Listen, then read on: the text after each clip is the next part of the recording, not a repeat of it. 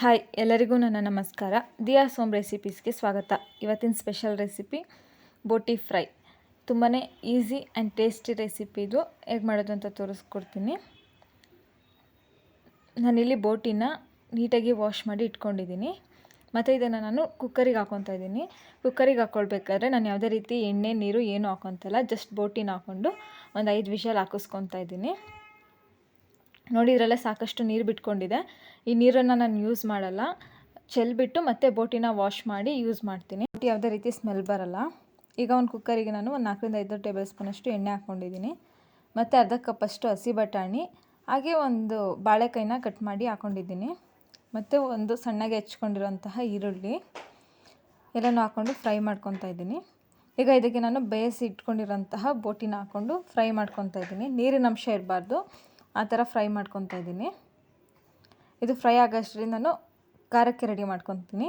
Mixie ಜಾರಿಗೆ 1 ಉಂಡೆಯಷ್ಟು ಬೆಳ್ಳುಳ್ಳಿ ಹಾಕ್ಕೊಂಡಿದ್ದೀನಿ. ಹಾಗೆ ಸೇಮ್ ಕ್ವಾಂಟಿಟಿನಲ್ಲಿ ಶುಂಠಿ ಹಾಕ್ಕೊತಾ ಇದ್ದೀನಿ. ಮತ್ತು 1 ಟೊಮ್ಯಾಟೊ, ಹಾಗೆ 1 ಈರುಳ್ಳಿ ಹಾಕ್ಕೊತಾ ಇದ್ದೀನಿ. ಮತ್ತು ಇದಕ್ಕೆ ನಾನು ಒಂದು 1/4 ಭಾಗದಷ್ಟು ತೆಂಗಿನಕಾಯಿನ ಹಾಕ್ಕೊತಾ ಇದ್ದೀನಿ.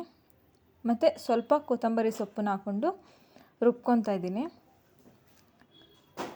ಮತ್ತು ಈಗ ಇದಕ್ಕೆ ನಾನು 1/4 ಟೇಬಲ್ ಸ್ಪೂನಷ್ಟು ಅರಿಶಿನ ಪುಡಿ, ಹಾಗೆ ಒಂದು 4 ಒಣಮೆಣ್ಸಿನ್ಕಾಯಿ, ಮತ್ತು 1 ಟೇಬಲ್ ಸ್ಪೂನಷ್ಟು ಧನಿಯಾ ಪುಡಿ, ಹಾಗೆ 1 ಟೇಬಲ್ ಸ್ಪೂನಷ್ಟು ಅಚ್ಚ ಪುಡಿ ಹಾಕ್ಕೊಂಡು ನೀರು ಹಾಕ್ಕೊಂಡು ರುಬ್ಕೊತಾ ಇದ್ದೀನಿ. ಇದು ನುಣ್ಣಗೆ ಬರಬೇಕು, ಆ ಥರ ರುಬ್ಬಿಟ್ಕೊತಾ ಇದ್ದೀನಿ.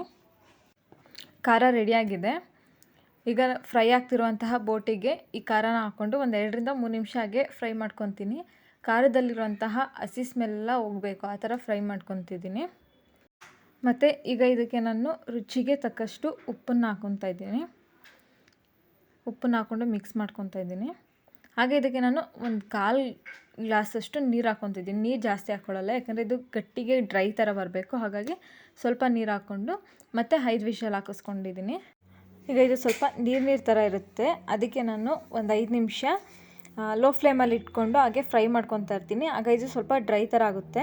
ಈಗ ಇದಕ್ಕೆ ನಾನು ಸಣ್ಣದಾಗಿ ಹೆಚ್ಚಿಟ್ಕೊಂಡಿರೋಂಥ ಕೊತ್ತಂಬರಿ ಸೊಪ್ಪನ್ನು ಹಾಕ್ಕೊಂಡು ಮಿಕ್ಸ್ ಮಾಡ್ಕೊತಾ ಇದ್ದೀನಿ. ಈ ರೆಸಿಪಿ ಈಗ ರೆಡಿಯಾಗಿದೆ. ಈ ರೆಸಿಪಿನ ನೀವು ಟ್ರೈ ಮಾಡಿ, ಹೇಗಿತ್ತು ಅಂತ ನನಗೆ ಕಮೆಂಟ್ ಮಾಡಿ. ಈ ವಿಡಿಯೋ ನಿಮಗೆ ಇಷ್ಟ ಆದಲ್ಲಿ ಲೈಕ್ ಮಾಡಿ, ಶೇರ್ ಮಾಡಿ, ನನ್ನ ಚಾನಲ್ನ ಸಬ್ಸ್ಕ್ರೈಬ್ ಮಾಡಿ, ಪಕ್ಕದಲ್ಲಿರುವಂತಹ ಬೆಲ್ ಐಕನನ್ನು ಒತ್ತಿ. ಧನ್ಯವಾದಗಳು.